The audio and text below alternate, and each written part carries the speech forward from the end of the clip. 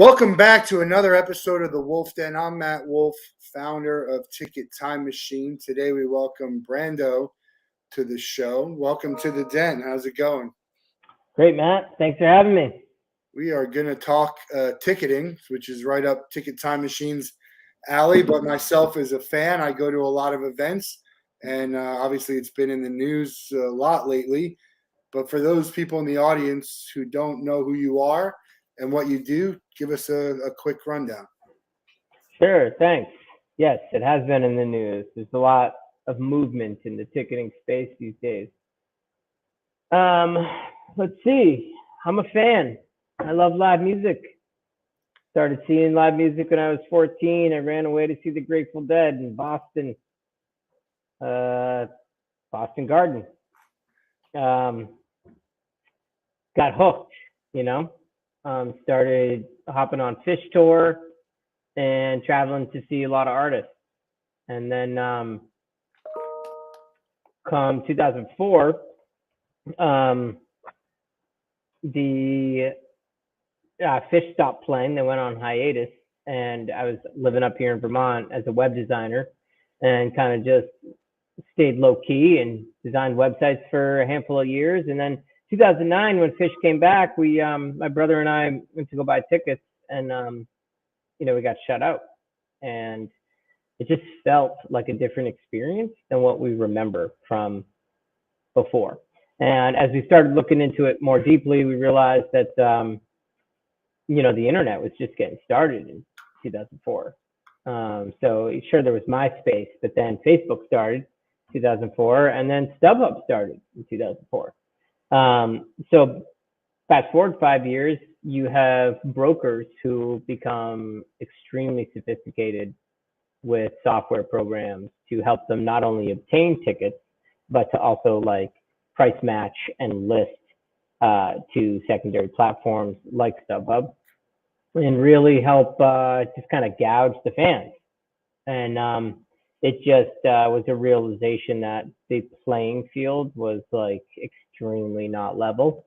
And, the industry of just being a broker had such a drastic advantage over the average person who was just trying to buy a couple tickets, maybe for their daughter to go see a show, So we decided, being web designers, to, create something just for real fans. So we created, back then it was cashertradeforyourextra.com. A little long for a domain name, but we, growing up in the Fish and Dead community, remember people outside the event holding the finger up, saying cash or trade for your extra ticket. And that really stuck with us. The fact that there was this very supportive community of fans who were had each other's backs and were doing their best to get each other tickets. So they were working through their community and through their friend network to help get people in. And night after night, this was the mission, and we were amazed by that and participated in that much of ourselves for our own friends. And so when we went on tour, we launched that platform, which was just a simple bulletin board to help people buy, sell, and trade tickets for face value, and to avoid scalping and just kind of support one another. And being web designers, it was just a hobby, something we ran on the side for a decade.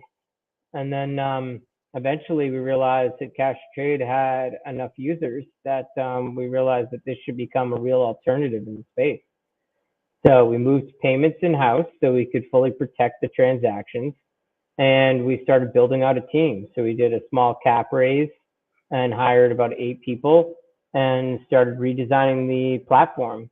And, today Cash and Trade has over 400,000 users and another 500,000 in its social network. And the community is growing every day. And we're just excited to be part of what we have called the face value mission. And I love it a lot. I want to go back on a few of the things that you said. When you were looking at the concert that you wanted to go to for the fish show, and you said you ran away. Your parents wouldn't let you go see it because of how old you were. What was the story behind that? We had already done a bit of traveling. I forget what was going on. We did some hiking trips and stuff, and they were just like, "What? You're going to see the Grateful Dead? No, no." And it was like it was a weekday, but there was like a day off because of like a holiday. It was, September, I believe, 1993, and so we were pretty rebellious kids at the time, and there's a lot of friction at home. So we hopped in our Blazer and drove down to Boston, which we grew up in southern New Hampshire, so it wasn't that far. But we slept under a bridge that night, and we got in. We saw the Ship of Fools tour with Lucy in the Sky with Diamonds being played, and it was quite a tremendous event. Do you still have the ticket from that event? I do. Yeah. Yeah, that's beautiful. Love that.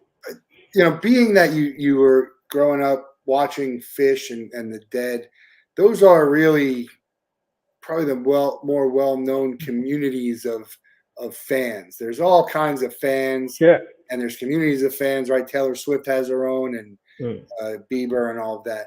But the Fish family and the Grateful Dead, and my friend is in the Pearl Jam community. They're very good about wanting to help other fans get into the shows and sort of see. So they're not always as worried about trying to sell these tickets that they have for more. They will trade or say, "Hey, I got this. I was lucky enough to get this, but I can't go. I want to know that it's going to be used by someone who's really going to enjoy it," which is what you want to see. How much of Cash or Trade is that those type of communities for the big, the Fish fans, the Grateful Dead, again, Pearl Jam, those types of.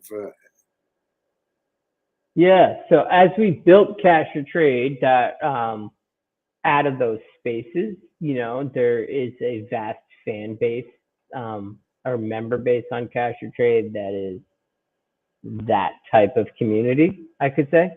But it has grown since then, and there's been over 3,000 artists bought and sold on Cash or Trade, and you could have everything from like your pop star to your small jam band act. So we're actually launching a new application here soon. Within a couple of weeks, actually, we're going to start onboarding people to our beta version, and we're really planning to take it to the next level. It's got a community aspect to it for sure, because I think we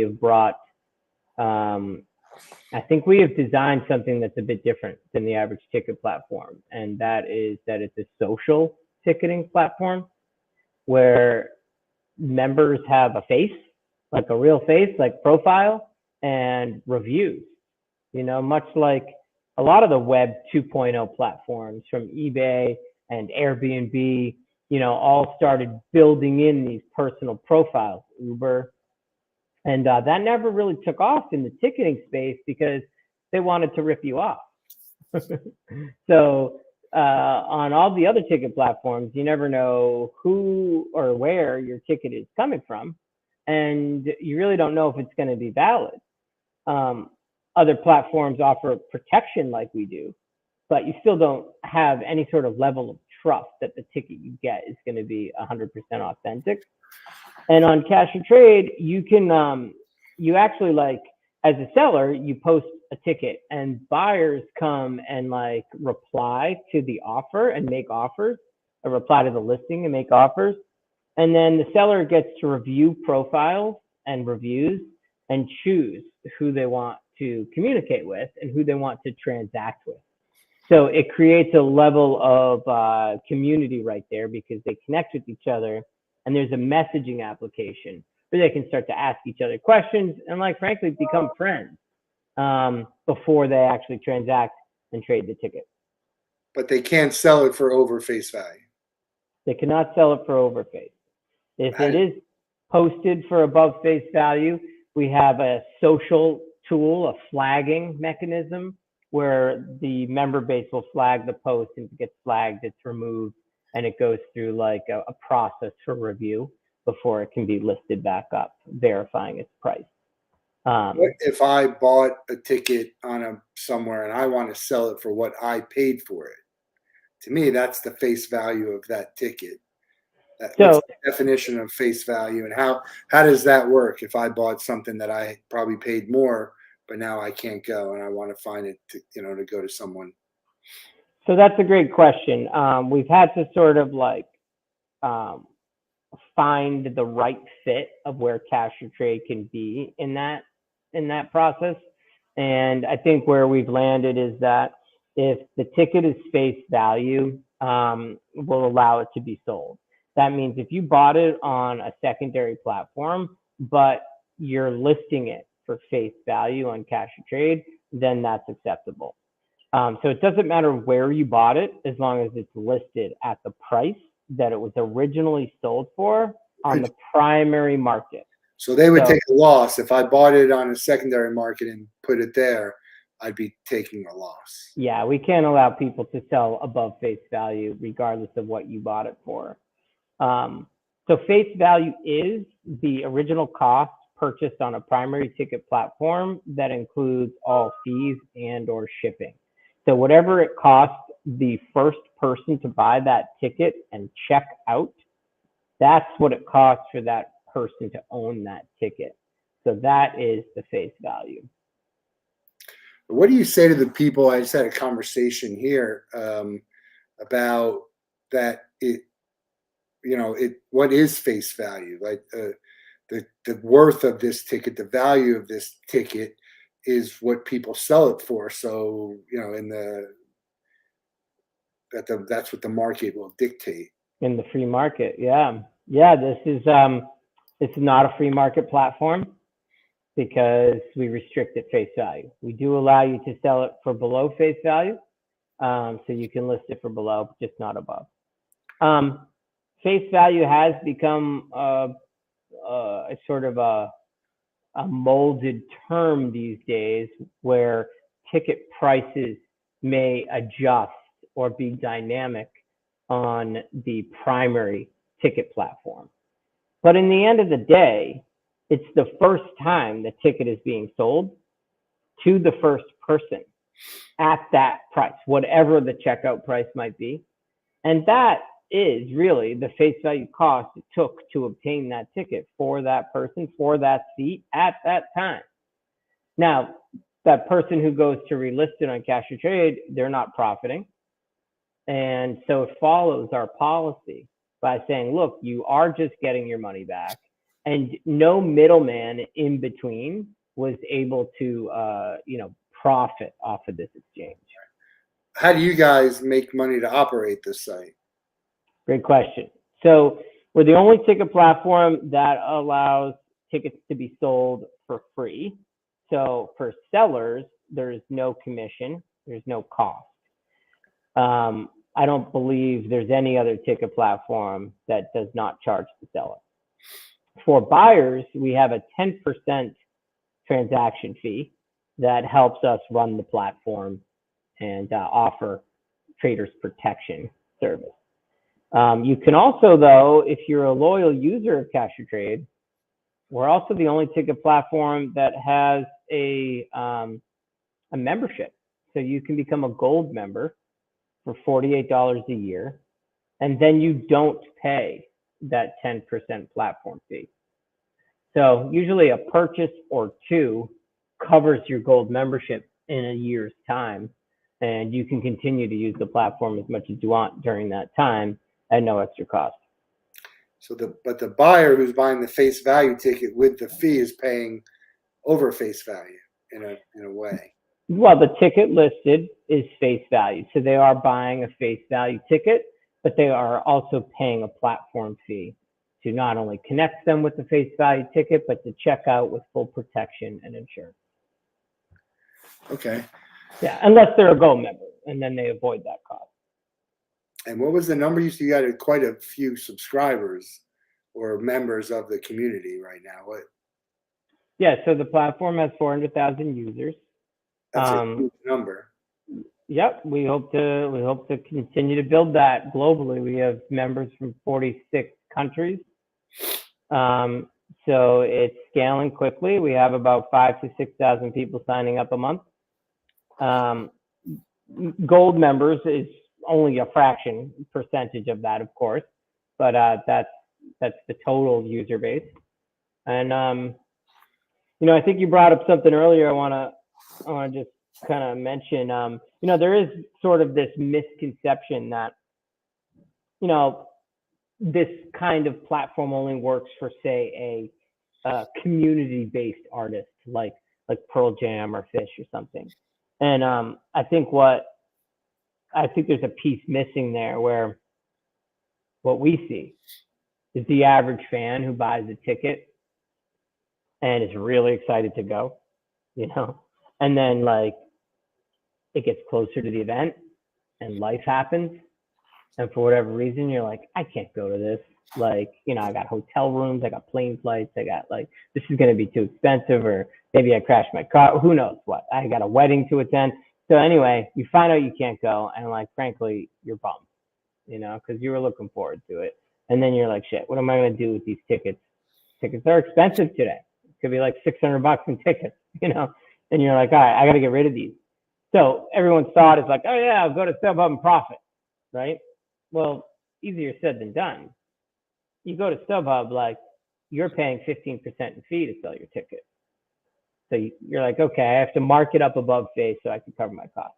But then you notice that the buyer might be paying 35% in fees. So you're like, okay, so the buyer's got to pay that. All right, I hope someone will pay that so I could get my money back. Then you're sitting there up against sophisticated brokers who are price matching and relisting massive amounts of inventory all the time.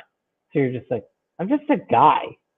I don't have time to come in here and watch over this listing all day long and I'm up against speculative tickets that people don't even own, where brokers are saying that they own tickets that they don't have just to manipulate the market price. Yeah, it's been, I know, we talked about these companies that are guaranteeing the ticket. Generally, they have other inventory that they can give you if something that happened. It happened with me one time, and I bought a ticket last minute, tried to get in, it didn't work. They said, oh, try this one. I tried again, it didn't work, and they gave me this floor seat, which happened to be good. But I know there was some struggle at the Sphere with Fish and tickets that were not delivered. And what does a guarantee mean? Yes, I got my money back, but maybe you've traveled to go somewhere and spent all these other expenses, or maybe even just traveled locally to go and you're there and you can't get in, you get your money back. But it's not a great experience. Yeah, it's hard. Cash or Trade is a smaller company, and at this time we do provide a money back guarantee if your tickets do not scan. We will do our best to scour the platform and help that person obtain a ticket at face value, as equal value or equal seating from what they originally purchased. But it can't always happen. We're not always able to obtain that extra ticket in case their ticket doesn't work. However, that being said, because of the platform and the way it's built, where you're communicating directly with fans who have reviews and trust, and you've read and discussed with them, you already feel pretty solid about who you're working with. Plus, you have our customer service department who's available 12 hours a day, every single day, who's absolutely involved and communicating with members. So people feel pretty confident that the tickets they purchase on Cash or Trade will get them into the show. And our success rate is extremely high because of that. Yeah, I think, there are some either groups or maybe venues who are allowing people to resell their ticket at face value. And I think to some extent, if we just had that and allow people to return a ticket, right? If you're selling it to the right people and return it, within reason, so they wouldn't get stuck with it. Most of these, we're talking about sold out events, or events that are tickets that are hard to come by. Then that would be very fan friendly. I don't think it would be that difficult, but there's just so much money in it for them to have it being sold on a secondary market 2 or 3 times Even if they sell it originally for less, there's still opportunity down the line that they're going to get more money.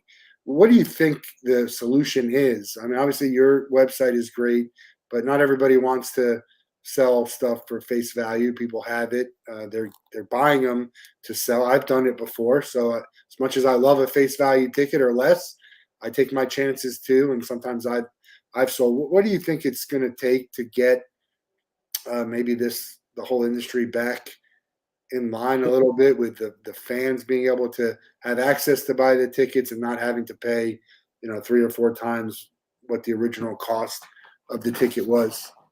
Yeah, I mean, so secondary market is undergoing some scrutiny at this point, quite a bit. We're actually on the steering committee of the Fix the Ticks organization, and we've helped draft legislation that is both currently in the House and Senate, called the Fans First Act, as well as the Tickets Act in the House. We've also participated in bills, like we supported the Maryland bill that actually just passed. The original bill was capping the price of resold tickets at face value. That part did not pass, but the speculative ticketing part did pass, which is exciting because it's stopping brokers from listing tickets they don't have. So anyway, long story short, there's a legislative movement underway. But aside from that, there's technology. And we've been working directly with primary ticket companies and events. And we've actually been building in an API transaction process to make sure that we can not only verify the tickets, but verify the face value cost of the ticket. And then it allows people to transfer tickets through our app seamlessly without needing to go to the primary ticket company. So what we're finding is that events are basically frustrated and annoyed at the scalping that occurs around their event. They're not gaining any of that money. They're also annoyed at like the box office friction that goes on. You have upset fans who paid far too much for their ticket, or their ticket doesn't scan because it's purchased from a third party, or they got scammed off of like social media. So we're at the point where events are starting to, and artists are partnering with Cash and Trade to help take control of their secondary market space and keep tickets at face value. Yeah, the Savannah Bananas have done a great job of that. They have their own ticketing system, which is obviously helps that. But you basically can't find their tickets. Very little. I wouldn't trust a secondary ticket who has Savannah Bananas tickets, because whoever bought them and is selling them is not going to get them again. We've talked with them a few times. We're looking forward to creating some integration at some point to work more directly with them. Yeah, right now you see a lot of Facebook groups that are trying to buy and sell, and the moderators are pretty good about weeding out the scammers, but you just never know. I guess now with Venmo you can protect yourself a little bit, with a transaction. Yeah, since we built Cash or Trade out of social media, we are starting to partner with a number of Facebook and social media platforms to help group admins make sure that their ticket listings include a Cash or Trade link, so they can know that it's fully protected, that there's a customer support team there to help support the transaction. They're just group admins trying to create a fun, safe space. And then these scammers come in and like bot programs, like from all over the world, coming in on Facebook trying to exploit people. So we've been working directly with the group admins to help protect their groups. You have 400,000 people in the community using Cash or Trade. How many transactions have there been? Gosh, in its history, millions. Yeah, I mean, we've been around for 15 years. We started it in 2009. And it's grown a lot, and since the backside of COVID.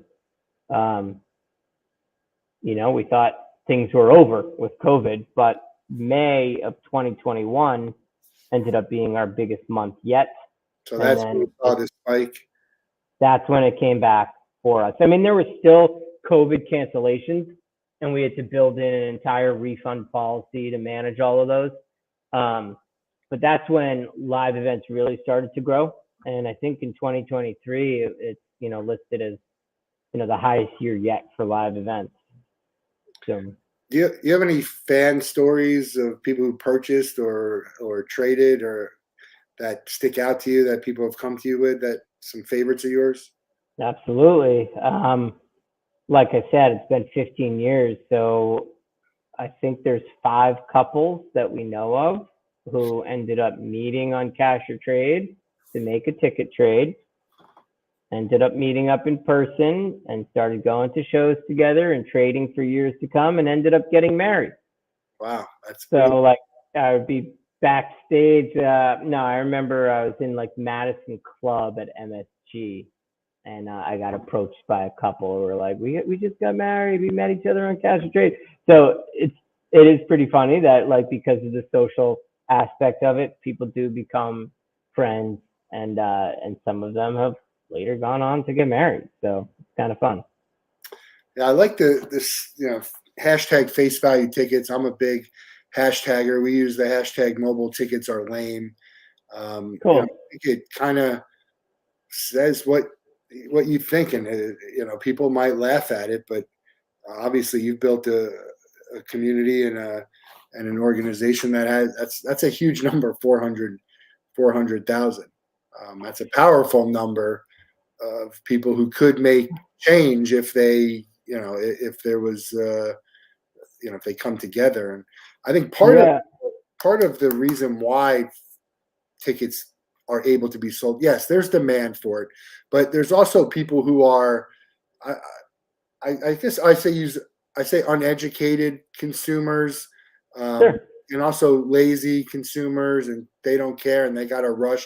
We had that with we were out ourselves going to see U2 at the Sphere, and the tickets were dropping on the secondary because obviously you get closer. Sometimes it doesn't always work that way, but sometimes they drop. It's Sometimes a perishable good, Yeah. And that's why I say that like people just generally think, oh, I can go to StubHub and make money. Like, yeah, not true. Like you can go try to play the game and maybe you'll make like a couple bucks and like good luck. But like it's a perishable good. So you're getting closer and closer to your event. And like often people are like, look, I just want to get my money back. And I'm happy to pass this experience on to someone else who's going to really value it the way I do. And I think that's why people come to Cash or Trade, because they're like, look, man, I just like, do I have to spend the time to like maybe make $50 here and like deal with brokers and all the high fees? Like I can just come to Cash or Trade, list it for free, and sell it and get your full money back. So. Yeah, I've had extra tickets that I've walked in with without selling to a scalper who would offer me, $5-10 for it. And I'll walk in. I would never do that to a fan. If I knew a fan wanted to get in, if you're talking about $5-10, I probably would just bring them in and say, just come on in. We were at the Panther game the other day, and there were 3 of us.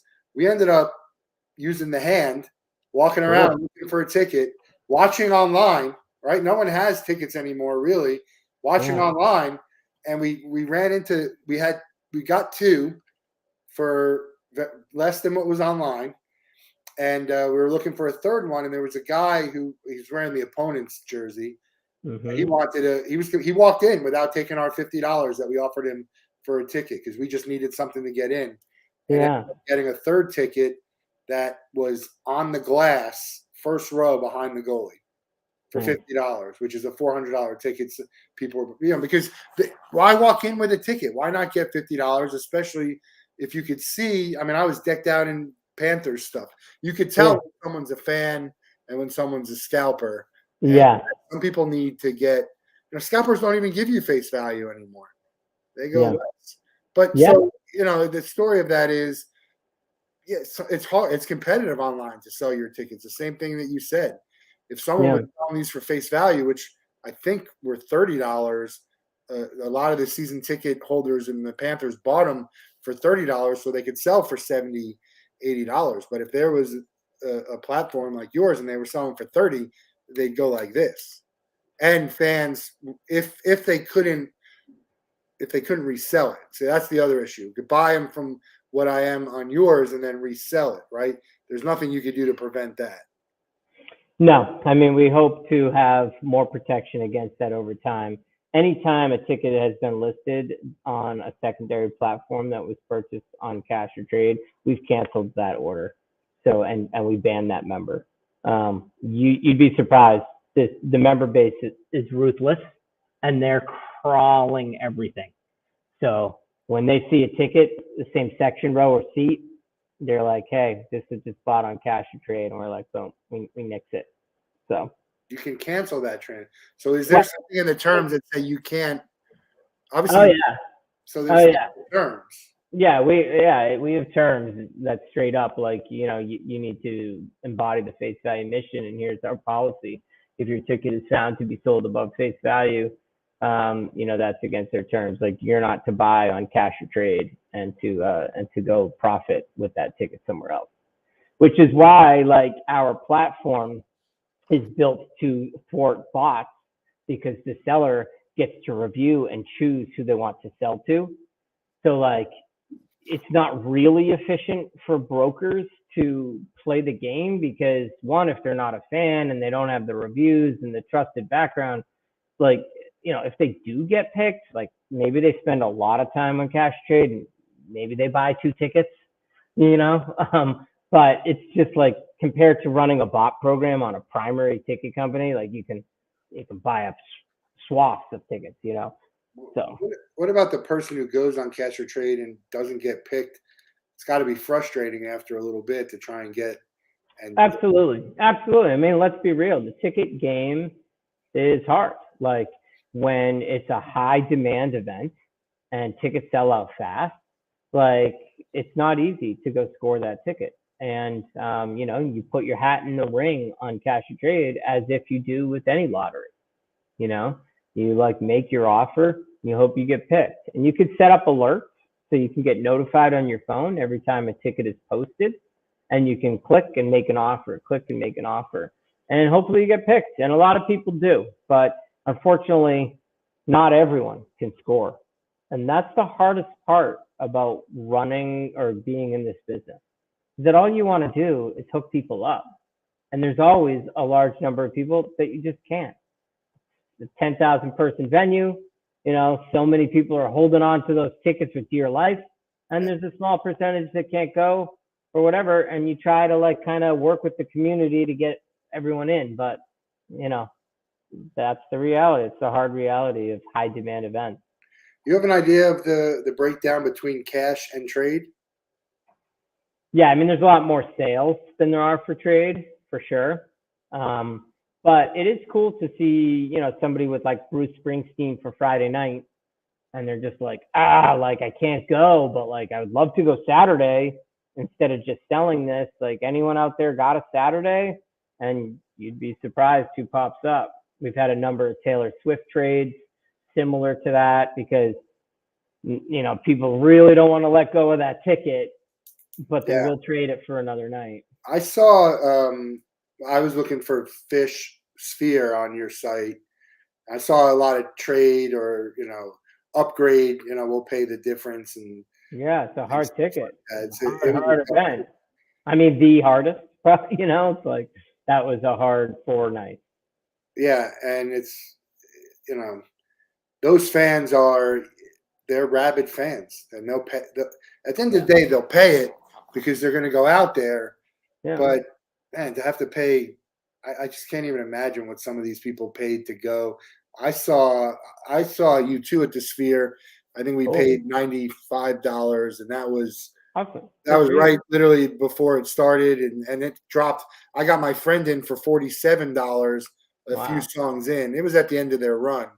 Yeah, Fish is obviously limited. Yeah, I mean, we have tons of Dead and Company Sphere tickets on cash or trade right now. All sections, all prices. So if you're looking to go to Sphere for Dead and Company, check it out. Fish only did 4 nights, and their fan base is, like, rabid towards that event for their first time playing Sphere. So it was a tough ticket. But we've had we've had tough New Year's runs. There's always something with Fish. There's Yeah. always some massive event. What's the most you've ever paid for a ticket to get into a concert? Well, to be honest, my very first concert, I bought a scalp ticket. My very first Fish show. So it rubbed me the wrong way right from the start, Yeah. and that's part of the reason why I am here today. We talk a lot about concerts. Are there sporting events? Is it just concerts? Are there So Broadway shows? we have sold tickets to sporting events, but we just don't have in the current platform. We don't have the events in the database. But we have had people sell like season tickets. We find like season ticket holders really like it because they kind of get to know who they're selling to and not the guy from the opposing team or something. But our new platform, which we're launching soon, is pulling in the event data from Ticketmaster as well as from other sources. So we're scaling fully to sports, theater, comedy, and really any event that has a ticket. So if you had to pay, you couldn't get a ticket, but you had to be at this event. It's the last time this artist is going to perform, and you got to get in. Who is that, and what do you think the most you would ever pay for a ticket is? I think I paid $500 for a sporting event. Concerts, I've been very lucky. I go to festivals. Maybe I bought festival for $350 for 3 days. I feel like I haven't paid more than $100. No, that's not true. We bought Pink tickets and Lady Gaga tickets. We got them for Face, but they were a couple $100 each. Who's that artist? Is it still Fish for you? And I mean, Fish is my favorite artist. But I really do want to see Taylor Swift, and I haven't gone to those, and those tickets are really expensive. Even what do you think you would pay to see Taylor Swift? Oh gosh, I don't know. I mean, I'm not that. Because it'd be an awesome experience. I'm the same. I'm not that cash liquid, so I don't know. I'm not a rich guy. So, no, me neither. I don't know. I asked myself that. I'm like, would I pay $250 for it? I probably would. Would I pay $500? That seems it's more than I would. That event is a $250 event. Like, let's just think about what events cost today to put on even, and relative to the market. I mean, I know ticket prices are high, and everything has been high outside of COVID, right? Period. Inflation and everything. So ticket costs are a lot, but I mean, these are big. Some of these are big events, and you really do need to think about what went on to put all this together and what it's worth it to you to spend to go see. But you also get the tickets for concerts. A lot of times it's just getting people in there and let them buy merchandise, let them buy food and drink and park, and that's really where they make the money. They're not as worried about the tickets. Sold. Yeah, I mean, venues make a lot of cash off of the concessions, which is why Cash or Trade's working directly with events, because we're like, take control of your secondary market and let us help you fill your seats. Because why are you going to end up with empty seats? That seems like a waste. You sold the ticket the first time, and that's great. You made your money there, but you're still going to end up with empty seats. You might as well fill that venue so your customer lifetime value is exceeded, right? So everyone goes home and wants to come back, and you don't have 10% of the people, 10% of the seats empty who didn't come, didn't buy beer, didn't buy shirts, didn't buy water. I mean, think about it. I think I hate to say it, but the more I'm in, I've been in this industry a while, long time from before, but even just owning the business, I don't think enough people care about the fan. They pretend, I think, to care about the fan. They do some low-hanging fruit, some minimal effort, but that's really what it is. There was a post on LinkedIn about the super fan, and the super fan isn't the one who's spending thousands of dollars on a ticket. It's the one who's going to the shows, who's traveling to try and get that lower ticket, and buying all the merch and buying the posters and the shirts and joining that community and introducing all their friends to your music and to the point where you get annoyed. Like, all right, we get it. You like this person, right? I mean, Yeah. those are the people you want to try and appease, and that's who you want. Being able to have some sort of access. Let's even just say, I think Pearl Jam does a good job of it, even though their tickets are high. Sure. It's fine, but they get a group for their fans, and then the rest should be it. So there should be some sort of split between control of, hey, this is who's going to be able to have tickets to this.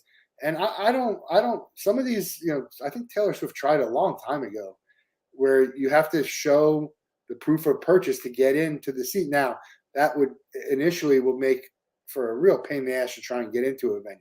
But to make sure that, look, if you bought the ticket, you're going to go, or you can give it to someone, you can go with someone, or give it back, or go to, have it be a cash or trade type environment where if you can't go, someone else is going to go. That ticket will not go unsold for almost majority, let's say 75% of the events, right? They're not worried about, selling out most of their events. They're worried about selling the seats to events that they can't sell well themselves. And I think that's where the secondary market really grew from.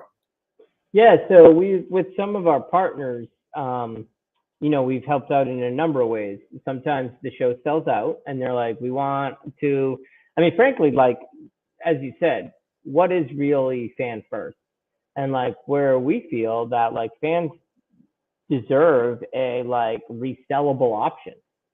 And then as we've communicated with events and partnered directly with artists as well, they've agreed that like simply offering a marketplace for a fan to go resell their ticket in case they can't go is a massive benefit to the event.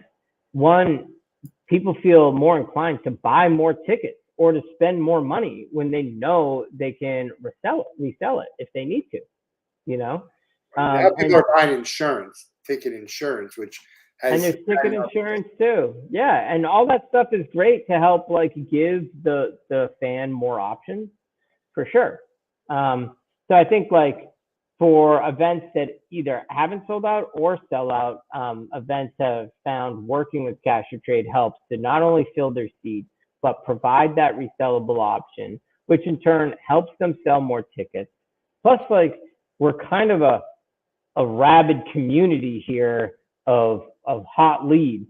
So we have like a marketing funnel, if you will, in partnering with Cash or Trade to help like bolster their event as, to be honest, a trusted event, like an event that is really putting their foot forward to do what's right for fans.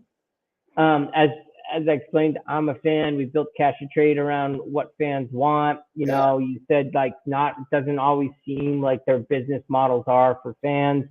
And like there's a lot of business models in the ticket industry and everybody's doing something a little differently, and great, like good for them in all aspects. This is just our model, and what we're doing to work with fans. I'm a fan. That's why I started. They take something away, and I want to keep the printed memory alive, and that's why. And I'll always be fan friendly and do the best I can. Some things out of my control, but I'll control it as much as I can, and always try and do. I'd rather have the fans have something than nothing. And I love the fact that you are doing the printed ticket now more than ever because of all the e-tickets. Obviously, e-tickets are great because they're verified tickets. When a buyer gets transferred the ticket, it's real. And we administer those, not to mention that we're doing API integrations directly with the primary ticket company. So we're like validating everything all the way through. But nobody ends up with that memorabilia to go home with. And like, as you said, I have my first fish ticket. I have my first dead ticket. And like, don't you want that? And like, absolutely, you want to memorialize the event.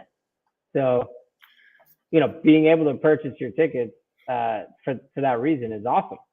Yeah, I appreciate that. It's tough when you're a fan, and what do you say to who was it that you might have said something about, said, I can't afford to go, you're going to tell your kid you can't afford to go to this. Why? Because the prices are so high.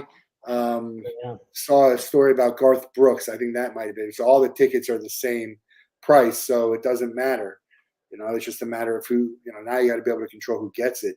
But Yeah. you want people who are to be able to afford to go. With everything, the prices are rising. I get the argument about what something's worth, and they're going to make plenty of money, even at face value. Especially allowing someone to resell at face value or return. Let them have some of the same skin in the game that the fans are having. It has Yeah. people So cancel.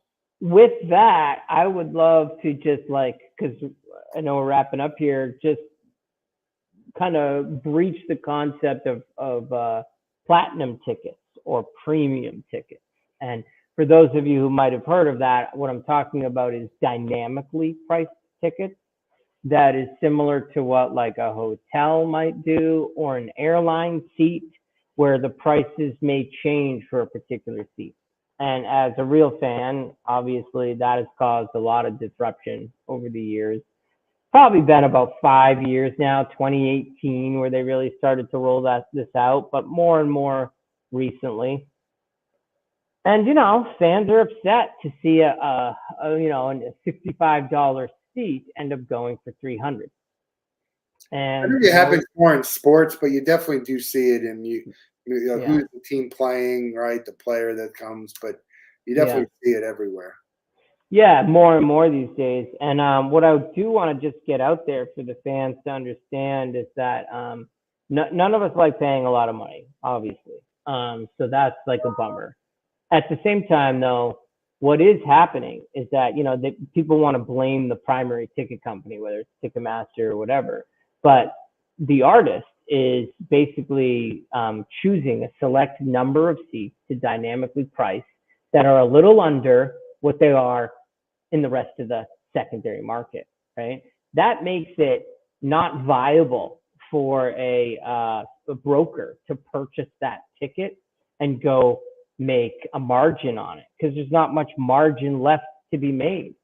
So I think what people don't realize is that instead of some broker in their basement making $200 to $300 off the top of a ticket for their own benefit, now it actually goes back in the pool to the artist.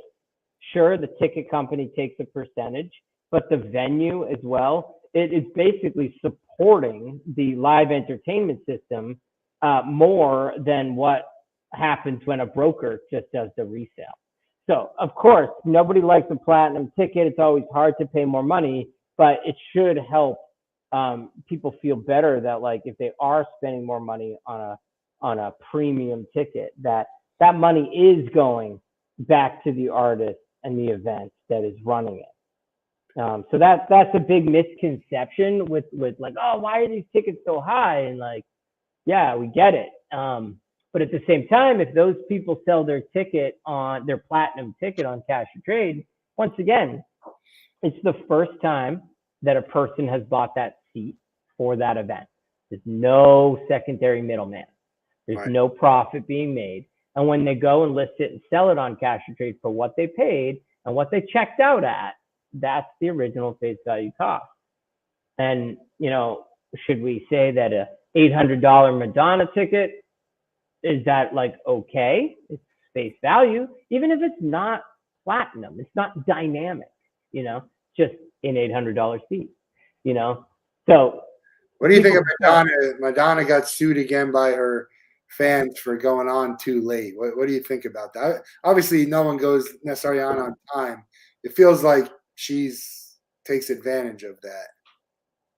I don't know. I mean, like, it's hard to put on these events if things come up and you're late. Like, should you give back a certain percentage of the cost to people? Maybe, I don't know. Like, what do airlines do when your plane is late? But Or that's due to their. I mean, I I don't would know. think Not saying Madonna. it's right or what anything. I hate when my plane is late. It just feels like it's probably not a coincidence that Madonna is late. I don't feel like she's stuck in traffic and forgot to do whatever. But it's interesting. I think you kind of get what you get. You know what you're getting into when you buy a Madonna ticket.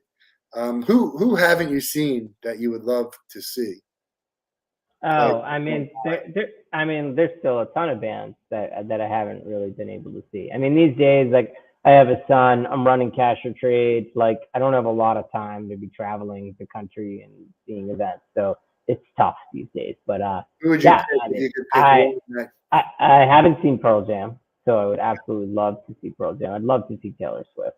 But gosh, like I am not like a music snob so much, like where I'll only see certain things. I have come to just love the performance, and like even if I don't dig the style or genre, I like absolutely respect the performer.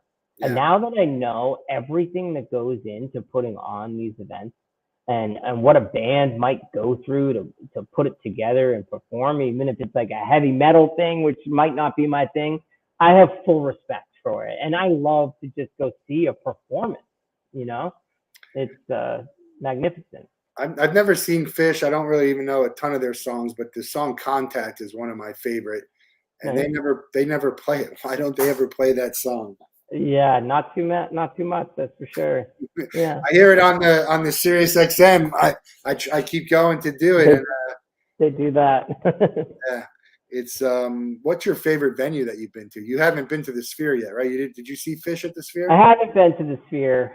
That's I my love favorite so far. I've never been to Red Rocks, which is on my bucket list, or the Gorge, but I've yeah, been to a bunch of other places. What's your favorite, and Red where Rock would you love to go Gorge. to the Sphere? Red Rocks and Gorge are both really great. I mean, Bethel Woods is also really great in New York. I mean, you can have a good venue, but I got to be honest, staff can ruin a good event, Yeah, and they can ruin a good location. So I like an event where like the staff is chill, they let people move a little bit. They're not like getting mad at every single time a person steps into the aisle to dance. So I like a good, beautiful setting, but a nice, friendly staff, where like things are fluid and everyone's having a good time. I'm an outdoor concert guy. I just go to the festivals on the beach and the amphitheater that I go. I Mm. prefer that, even if I'm further back on the lawn. To me, it's beautiful to just hang out and listen to Yeah. music. Are you an outdoor guy? I love outdoor events. Yeah. I mean, I think I do like both, because there's something about an indoor event with the way the lights hit the walls and the way the sound is in that space. It's like really intense versus an outdoor show. But I also just love feeling the wind come through on a beautiful night. Maybe like the gorge or something. There's a sunset literally over like this, cliff with a river. I mean, it's just, wild. So yeah, there's two sides of it. Uh, the cash or trade. I would go back to that. You founded this with your brother, right? Yes. Yep. And you're both still heavily involved. Yep. Yep. We're still cranking away. Yep. My brother's the CFO. I mean CMO. How does that? I have a twin brother. We argue. We love Nice. each other. We talk every day. How's your relationship changed over the years with business? Are you able to Um, keep business we separate from? we've been working together in some capacity for like 25 years. We grew up pretty close, doing a lot of things together, a lot of events and martial arts and things like that. But we, ran our web design company together for 15, 17 years. So we're not new to working together, and yeah, it's worked out quite well. Does he have the same music taste that you do? Yeah, I think I think he's a little more into Taylor Swift these days than I am. He's got three daughters at home, so it's the playlist. There you go. What was their first concert and your son's first concert? Do you remember that? Mine was Culture Club. My family took. My second one was Billy Joel. My Nice, first one was Culture Club at the amphitheater in New Jersey. Do you cool. remember the first time you took your son to a concert? So my first concert was Lollapalooza, which was massive. But my son's first concert was, well, his first concert was gonna be Fish playing Curveball Okay. Festival that got canceled. Ugh, So we were like set up with a tent, a vending tent right on site, and we were there for like 3 days. He was like 1.5 getting ready for a camping festival, and then they canceled it. That was rough. But I did bring him to Fish at SPAC in New York. very That was his next event. But he also saw, I mean, geez, like up here in Vermont, we have Shelburne Farms, and he got to see Bob Dylan and a number of acts, Old Crow Medicine Show and stuff, just more locally. pretty good. Do you guys activate at events? Do you promote at events, at concerts? Yeah, Festivals? yeah, we have set up our tent and helped, promote.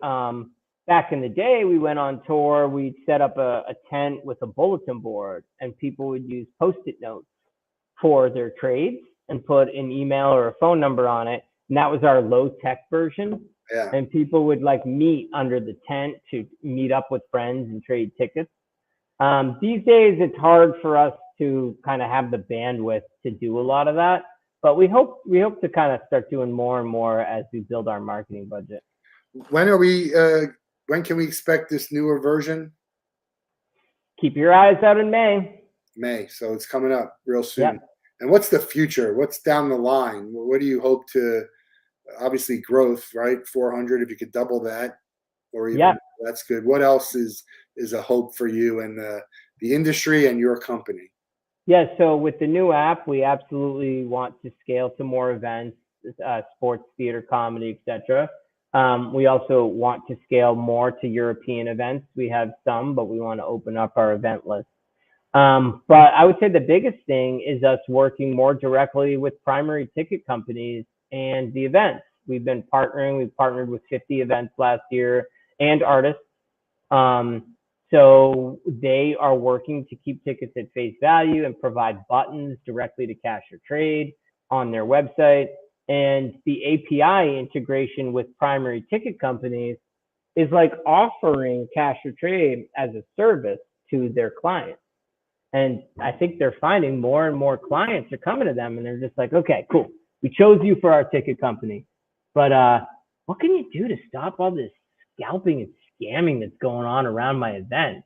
And they're like, oh, we partner with Cash or Trade. We have a direct integration to move inventory back and forth and keep everything seamless. So, we're starting to see that events are like, oh yeah, let me sign up for that. And then we do some promotion and some marketing. So that's really the next step for Cash or Trade.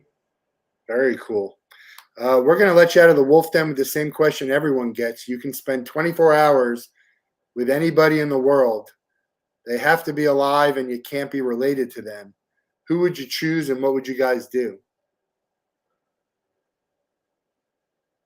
That's a good question. If we're talking music, well, it could be anything. It could be music, but it could be anyone in the world. It doesn't have to be music, but okay. Well, just because we're thinking music, I'd love to spend time with Trey and just yuck it up. Talk about experiences. Trey from Fish, having watched him for so many years, he feels like a friend, And everyone would probably admit that they're not past their prime. It's crazy, right? Absolutely not. They're just getting started. What's one question you would like to ask him? What would you like to know? Gosh, there's so many. Yeah. That's a hard one. I don't know if I could answer that. All right. You think about it. We're going to try and make it true. 200 or 300 and something episodes. We're always trying to make it happen. I think if you have enough money and influence, if we sell enough tickets, we could probably get you that day to hang out with Trey. I really appreciate it. Check out cashertrade.org. Follow him on Instagram, Cash or Trade. Sign up and let's get people to events and hashtag face value tickets. Nothing better than under face value is better than face value, but we'll take the face value tickets when we can get them. Appreciate your time and look forward to finding some tickets on your site. Thank you so much for having me to the Wolff Den. This has been great. We'll chat soon. Thank you. Awesome, Matt. Take